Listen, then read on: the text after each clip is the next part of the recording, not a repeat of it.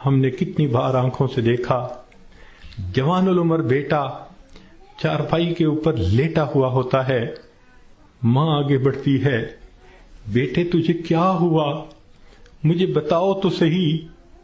بیٹا خاموش ہوتا ہے، ماں رو کر کہتی ہے بیٹے تم تو میری ہر بات پہ لبیک کہا کرتے تھے، تم میرے اتنے فرما بردار بیٹے تھے، کیا ہوا؟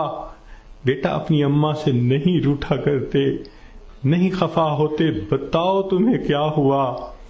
بچہ خاموش ہوتا ہے، بالآخر بیوی آگے بڑھتی ہے، میرے سرتاج، میرے ہمراز، مجھے تو بتائیے کیا ہوا؟ اگر آپ میری کسی بات پہ خفا ہیں میں آپ سے سوری کر لیتی ہوں، معافی مانگ لیتی ہوں، مجھے بتائیں کیا ہوا؟ نوجوان خاموش ہوتا ہے، بہن آگے بڑھتی ہے، میرے ویر مجھے بتائیں تو صحیح کیا ہوا؟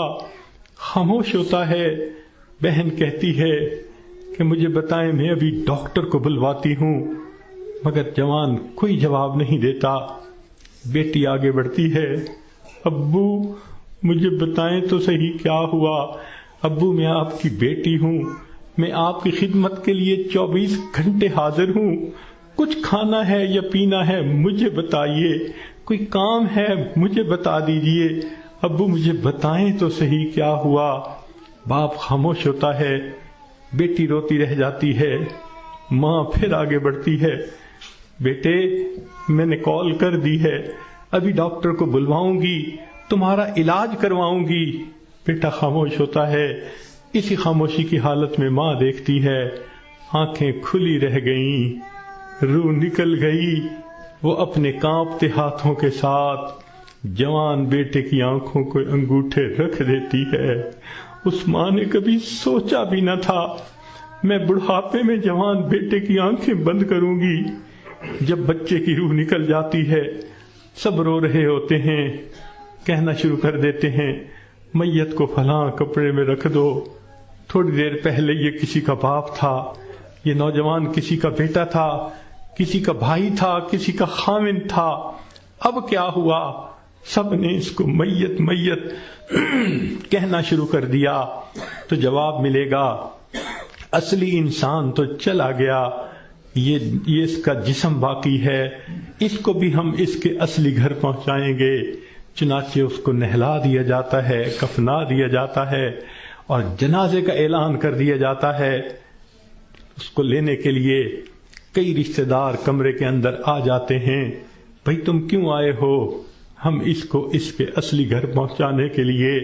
بھئی یہ گھر بھی تو اسی کا تھا، اسی نے پلاٹ خریدا، اسی نے نقشے بنوائے، اسی نے کمرہ بنوایا، اسی نے یہ مکان بنوایا، ماربل لگوایا، کہاں کہاں سے فرنیچر ڈھونڈا، کہاں کہاں سے بجلی کی فٹنگ خرید کے لایا، ابھی تو دیواریں بھی میلی نہیں ہوئی، تم اس کو لینے آ گئے ہو۔ سب کہیں گے یہ تو عارضی گھر تھا، اصلی گھر تو آگے ہے، 2 گز زمین کا ٹکڑا، چھوٹا سا تیرا گھر ہے۔ سب اس کو کندھوں پہ اٹھا لیتے ہیں، رشتہ دار جمع ہیں، سب قبرستان تک پہنچ جاتے ہیں، جنازہ پڑھتے ہیں، پھر قبر میں اتارنے کا وقت آتا ہے۔ شریعت کا یہ حکم ہے کہ جو قریب ترین رشتہ دار ہو وہ قبر میں اتارے۔ ہم نے اپنی آنکھوں سے یہ منظر دیکھے، جوان بیٹے کو باپ قبر میں اتار رہا ہوتا ہے، بھائی کو بھائی قبر میں اتار رہا ہوتا ہے۔ اللہ کی شان، یہ تو شریعت کی مہربانی ہے، اس نے عورتوں کو منع کر دیا کہ تم جنازے میں اور قبرستان میں مت جاؤ۔ اگر کبھی عورتوں کو بھی حکم ہوتا کہ تم جاؤ اور اپنے بیٹے کو دفن کر کے آؤ، مجھے تو لگتا ہے کتنی مائیں ہوتی جو جوان بیٹے کے ساتھ خود بھی دفن ہونا پسند کرتی۔ کیسی عجیب اللہ تعالیٰ نے مردوں کو ہمت دی ہوتی ہے، جوان بیٹے کو جس کے جسم پہ کبھی میلا کپڑا بھی باپ برداشت نہیں کرتا تھا، آج اس کو زمین پہ لٹا دیتا ہے، اپنے ہاتھوں سے مٹی ڈال دیتا ہے، بھائی مٹی ڈالتے ہیں، دوست مٹی ڈالتے ہیں، منو مٹی کے نیچے اس کو دبا کے اللہ کے حوالے کر کے آ جاتے ہیں۔ جب اللہ کے حوالے ہونا ہی ہے، اے انسان تو اپنے آپ کو آج اللہ کے حوالے کر دے۔ اللہ میں اپنے آپ کو آپ کے حوالے کرتی ہوں، جو آپ کا حکم ہوگا میں اس پہ چلوں گی، جو گناہ ہوگا میں اس سے بچوں گی۔ آج حوالے کریں گے تو اس کا فائدہ ہوگا۔ چنانچہ انسان کو بالآخر اللہ کے حضور جانا ہی ہے۔ حضرت علی اللہ عنہ فرمایا کرتے تھے، موت کی تکلیف کینچیوں سے کتر دینے سے زیادہ سخت ہوتی ہے، موت کی تکلیف دیگ میں بھون دینے سے زیادہ سخت ہوتی ہے۔ اگر موت کی تکلیف کا اندازہ لگانا ہو تو آپ عورتوں کو تو بہت آسانی سے لگ سکتا ہے۔ کئی مرتبہ آگ پہ کھانا بناتے ہوئے آپ کی انگلی جلی ہوگی، کتنے دن اس کی تکلیف رہتی ہے۔ کیوں کہ جہاں سے انگلی جلی وہاں کے گوشت سے روح سمٹ کر باقی جسم کے اندر آ گئی۔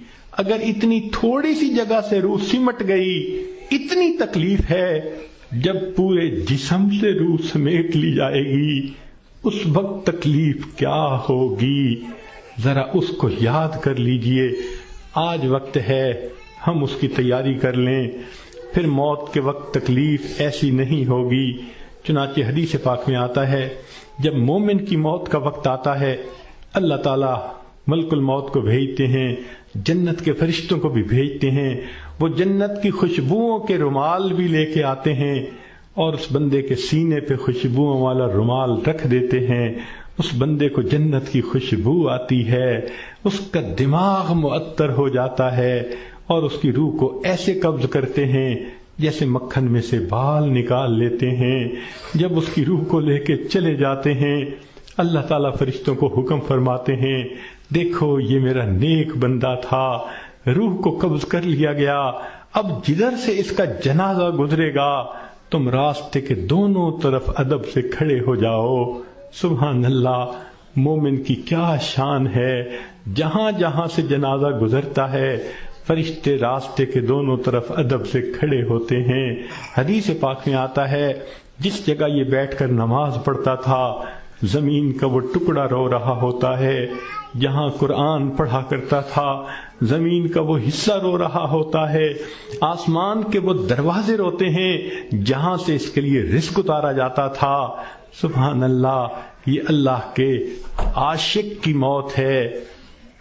اس لیے کہا گیا کہ عاشق کا جنازہ ہے، ذرا دھوم سے نکلے، محبوب کی گلیوں سے ذرا گھوم کے نکلے۔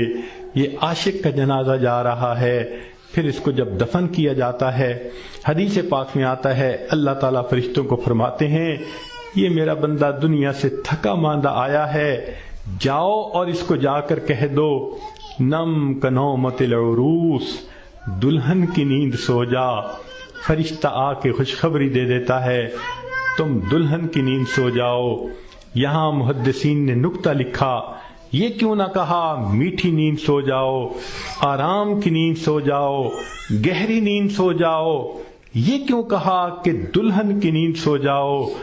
تو اس کا جواب انہوں نے یہ دیا کہ دلہن جب پہلی رات اپنے کمرے میں جا کر سوتی ہے اس کو وہی جگاتا ہے جو اس کا خاوند، اس کا محبوب ہوتا ہے۔ یہ مومن آج قبر میں دلہن کی نیند سو رہا ہے، کل قیامت کا دن جب ہوگا اس کو وہی جگائے گا جو اس کا محبوب حقیقی ہوگا۔ چنانچہ مومن قبر سے اٹھے گا، آواز آئے گی یا ایتھا النفس المطمئنہ ارجعی الی ربک راضیۃ مرضیہ فادخلی فی عبادی وادخلی جنتی۔ مومن کی آنکھ کھلے گی، اللہ تعالیٰ مسکرا کر اس کا استقبال کریں گے۔ یہ کیسا خوش نصیب انسان ہے کہ جس نے اچھی زندگی گزاری، آج یہ دنیا سے آخرت کی طرف کامیاب ہو کر چلا گیا۔ اللہ تعالیٰ ہمیں بھی ایسی کامیابی والی زندگی گزارنے کی توفیق عطا فرمائے۔ وآخر دعوانا ان الحمد للہ رب العالمین۔